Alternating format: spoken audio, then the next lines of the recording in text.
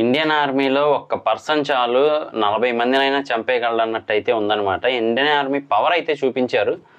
So చాలా బాగుంది. చూస్తే మాత్రం మనకే తెలియకుండా అందులో ఎక్కువ ఇన్వాల్వ్ అయిపోతాం అనమాట. నాన్ స్టాప్గా సినిమా అంతా చూస్తాము. సో అలా అయితే డిజైన్ చేశారు. ఫస్ట్ ఆఫ్ ఆల్ ఏంటి అంటే మాత్రం పూర్తి రివ్యూలోకి వెళ్దాం. వెళ్ళే ముందు అయితే ముందు సబ్స్క్రైబ్ చేసుకోండి, అలాగే లైక్ చేసి సపోర్ట్ చేయండి. పదండి ముందు రివ్యూలోకి వెళ్ళిపోదాం.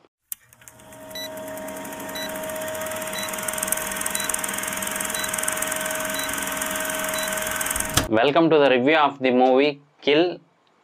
చాలా బాగుందండి మూవీ అయితే మాత్రం. నిజంగా అసలు ఆ స్టోరీని తీసుకెళ్లే విధానం చాలా బాగా ఉందని చెప్పొచ్చు అనమాట. అలాగే హింస కూడా ఎక్కువగా ఉంటుంది. సో ముందే చెప్తున్నాను, బ్లడ్ చూస్తే ఇబ్బంది పడే వాళ్ళు, భయపడే వాళ్ళు అయితే మాత్రం దూరంగా ఉండడం మంచిది. కొన్ని సీన్స్ అయితే మాత్రం మరీ దారుణంగా ఉంటాయి అన్నమాట.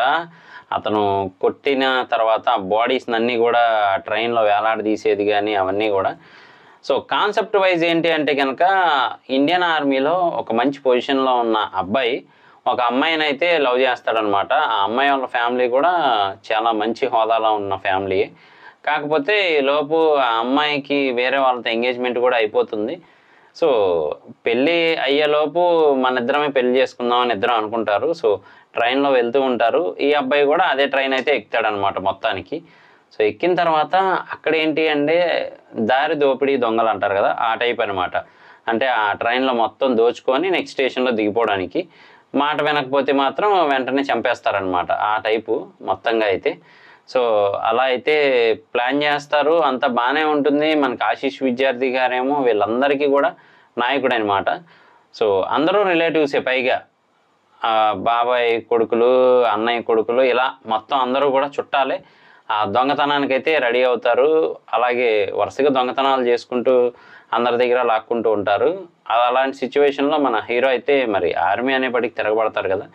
సో తిరగబడి వాళ్ళందరినీ కొడుతూ ఉంటారు. ఈలోపు అతని లవర్ని చంపేస్తారు, అతని కళ్ళ ముందే పొడిచి.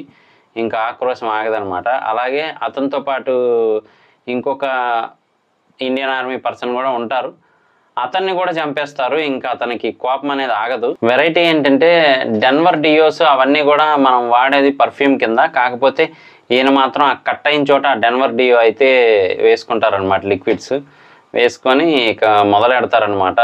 మరీ వైలెంట్లా అయితే ఉంటుంది చూస్తే మాత్రం. కానీ ఇంట్రెస్టింగ్గా తీసుకెళ్లారని చెప్పచ్చు. కానీ హైలైట్ ఏంటి అంటే మాత్రం ఒక్కరు కూడా బతకరు. ఎవరైతే ట్రైన్ ఎక్కారో ఆ దొంగతనం చేస్తూ మిగతా వాళ్ళని చంపుతూ ఎవరైతే ఉన్నారో వాళ్ళందరినీ చంపేస్తాడు మొత్తంగా. ఓవరాల్గా అయితే మాత్రం అది నెక్స్ట్ లెవెల్ అని చెప్పచ్చు. హీరో ఎలివేషన్ మాత్రం నెక్స్ట్ లెవెల్ ఉంది. అసలు చూస్తూ ఉంటే మాత్రం మనకు కొన్ని సీన్స్లో ఇక్కడ వస్తే బాగుండు అనిపించే సీన్స్ కూడా ఉంటాయన్నమాట. కాకపోతే సింపుల్గా మొత్తం అంతా ఒక ట్రైన్లోనే తీసుకెళ్ళిపోయారని చెప్పచ్చు మూవీని అయితే మాత్రం. సో చాలా బాగా ప్లాన్ చేశారు.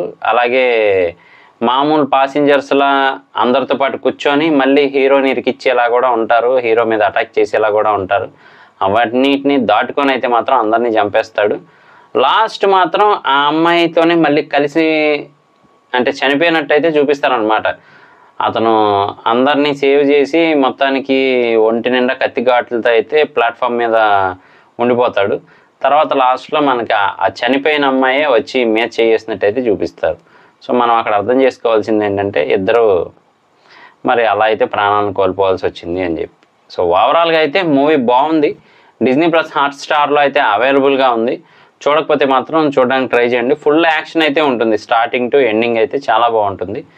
సో ఇది నా రివ్యూ. ఇలాంటి మరిన్ని ఇంట్రెస్టింగ్ వీడియోస్ కోసం, రివ్యూస్ కోసం, లేటెస్ట్ అప్డేట్స్ కోసం మన ఛానల్ వెంటనే సబ్స్క్రైబ్ చేసుకోండి.